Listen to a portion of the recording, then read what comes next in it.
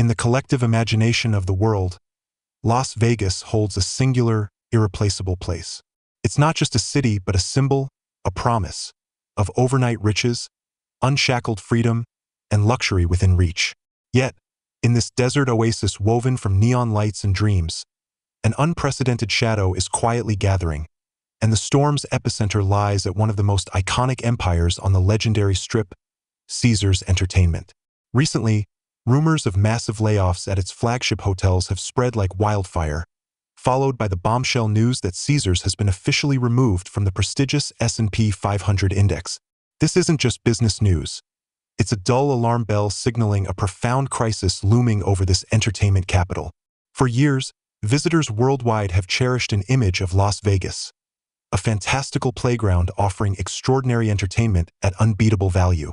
But now, that image is rapidly and painfully unraveling. A sharp, pervasive question is spreading among tourists. Has the Las Vegas Strip betrayed its promise, morphing into an expensive, unwelcoming destination? To answer this, we must turn our gaze to Caesars Entertainment and delve into the seismic upheaval within. Its fate is now inextricably tied to the soul and future of Las Vegas.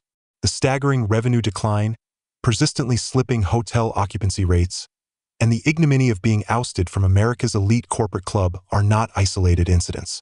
Together, they paint a troubling picture, foreshadowing a game-changing shift that will deeply impact every dreamer planning a visit and us locals who call this city home. The gravity of the situation is laid bare by cold, hard financial data.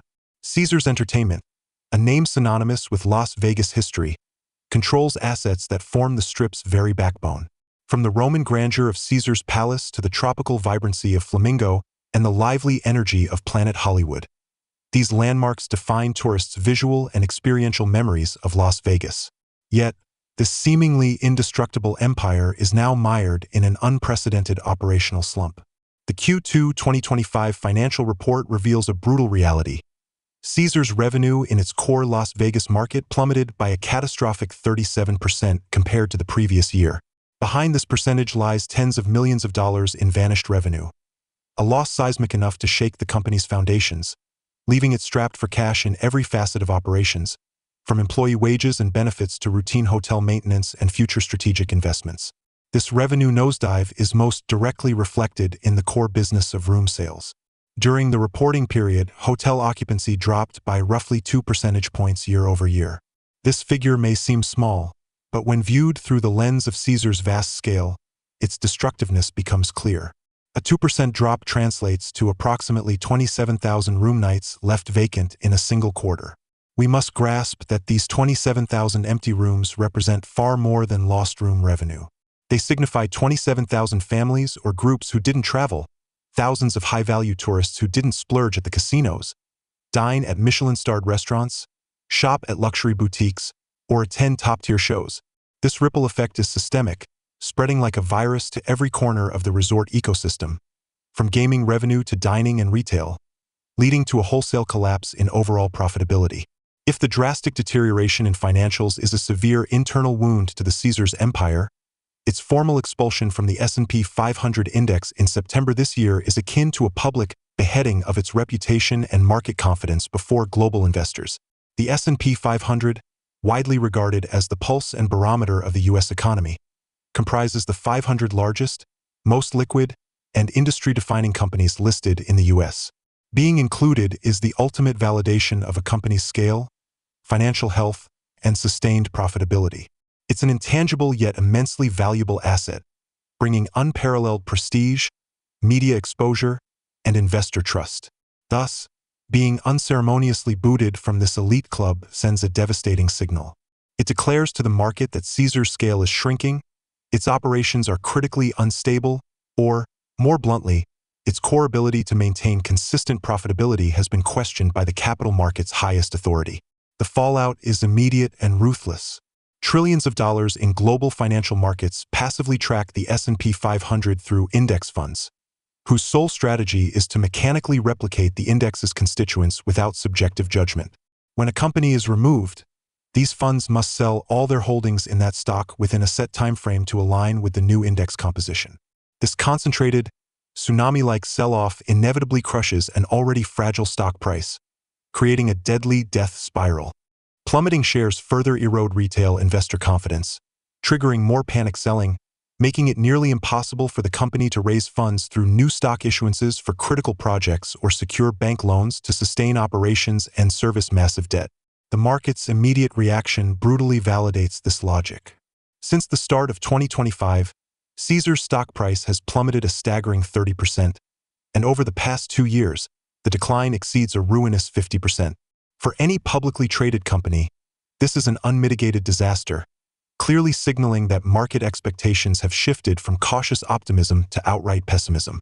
Yet, more alarming than the stock plunge is the colossal iceberg lurking beneath the balance sheet. A staggering $123 billion in debt. This astronomical debt is a heavy shackle around Caesar's neck, leaving it with almost no breathing room to navigate market shifts. Under this pressure, management has resorted to measures that may seem like short-term relief but risk long-term ruin.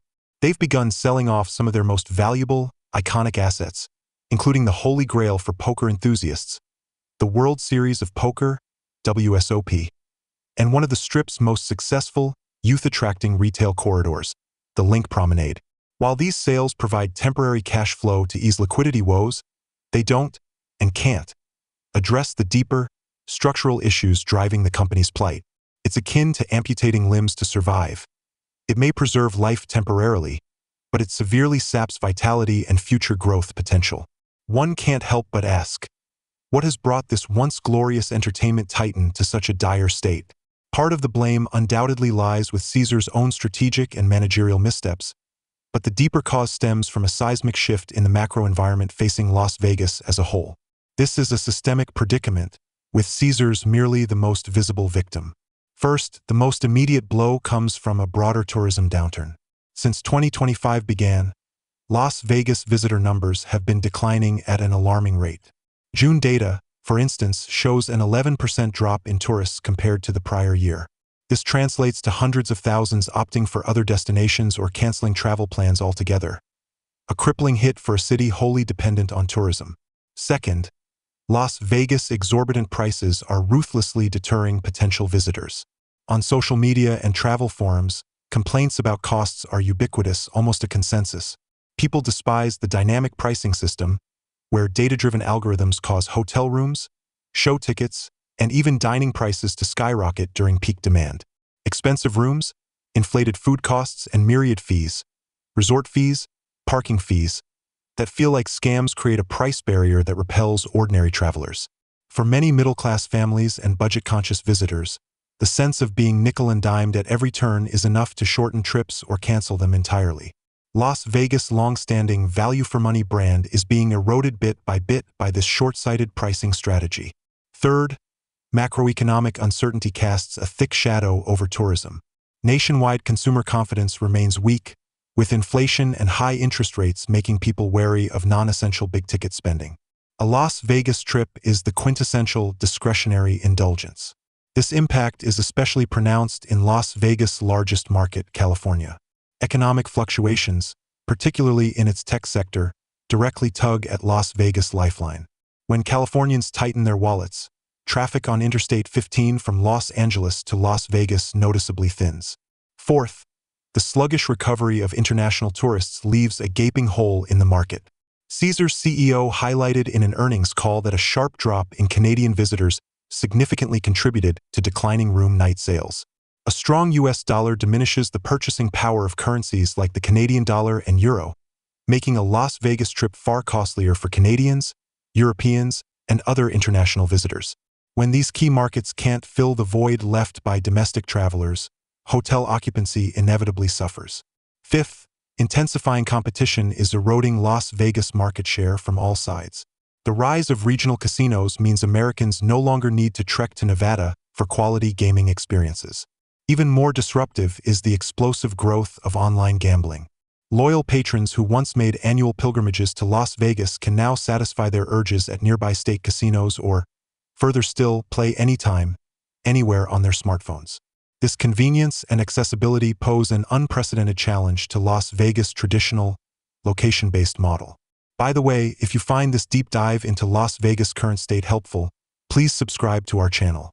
You won't miss any of our future videos, where I'll continue exploring the stories you care about with an honest, unfiltered perspective, revealing the truest Las Vegas.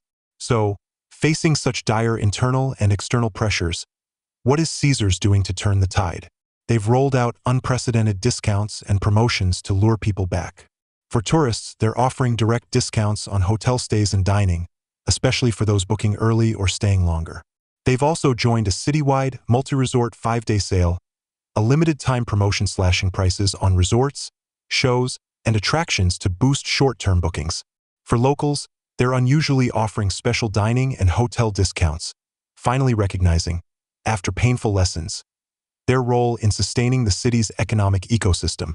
But the burning question is, will these stopgap measures work?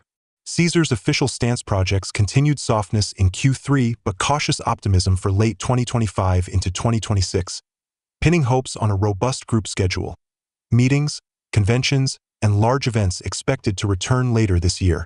If these bookings materialize, they could stabilize revenue and buy precious time. From my perspective, though I desperately hope this slump is temporary, the signs suggest people are fed up with Las Vegas' recent practices. Relentless price hikes and sneaky fees make visitors feel squeezed at every turn. The city, once known for affordability and generosity, is no longer a great value. The 5-day sale may spike bookings temporarily, but I doubt it can reverse the entrenched negative trend. We'll have to wait and see. One thing is clear, Caesars and all strip operators may need a profound, even painful rethink of their pricing and experiential strategies. If they truly want people to keep coming back, they must do more. Let's look at the jaw-dropping specifics. At flagship properties like Caesars Palace, resort fees now exceed $50 per night. More shockingly, even traditionally budget or mid-tier properties like Flamingo, Harrah's, and Horseshoe are charging up to $50 in resort fees, when just a few years ago, these were under $30. Remember, this is on top of already steep room rates. The core issue is that layering these hefty, mandatory fees atop high base rates actively drives away price-sensitive guests. If they want tourism to fully recover to pre-pandemic glory, occasional 5-day sales won't cut it. They need to make such promotions a predictable, year-round fixture, offering diverse, compelling deals for different customer types across seasons. More crucially, they must genuinely and consistently cater to locals, making up for 4 years of neglect. Locals are the bedrock of dining and entertainment spending during tourism's lean times. I'll keep tracking this story, as it's not just about one company's rise or fall. It's about the future of Las Vegas as a premier global destination. This city, built on dreams and desire, stands at a crossroads that will define its fate.